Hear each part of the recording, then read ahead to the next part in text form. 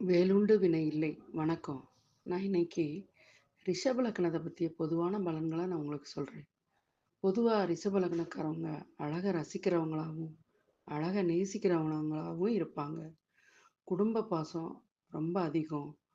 ரிஷபம்னாலே சந்தோஷம், இனிமை, அழகு, ஆடை, அலங்கார பொருட்கள் எல்லாத்துலயும் மீதும் நாட்டம் இருக்கும். குடும்ப ஒற்றுமைக்காக பாடுபடுறவங்களாவும் இருப்பாங்க. சுக்கிரன் ஆதிக்கம் இருக்கிறதுனால வைரம், தங்கம், வைடூரியம் போன்ற நகை வியாபாரம் பண்றவங்களும் இவங்க தான்.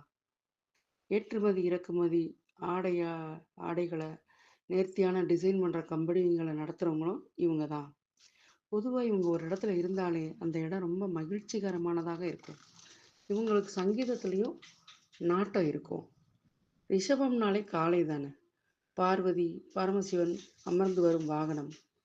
பொதுவா சுமக்கும் நந்தி. நெறைய பேர வாழ வைப்பாங்க. இவங்க ஏத்திக்கு விடுற ஏணியா தான் இருப்பாங்க. பிறரின் மனதை அறிந்து நடக்கக்கூடியவங்களாவும் இருப்பாங்க. எப்படிப்பட்ட ஆளையும் அனுசரித்து நடந்து கொண்டு போயிருவாங்க. சிவனின் அனுகூலம் கொண்டவங்களாகவும் இருப்பாங்க. நல்ல தேக உடற்கட்டோட இருப்பாங்க. பேக்கரி, இனிப்பு வகைகள் எல்லாமே சுக்கிரனோட அம்சம்தான்.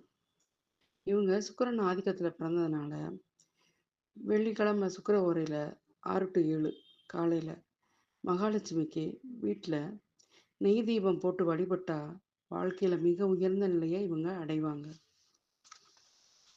பொதுவா அபிராமி அந்தாதி பாராயணம் செய்றதும் நல்லது. ரிஷப லக்னக்காரவங்க யாரையும் நம்பக்கூடாதுங்க.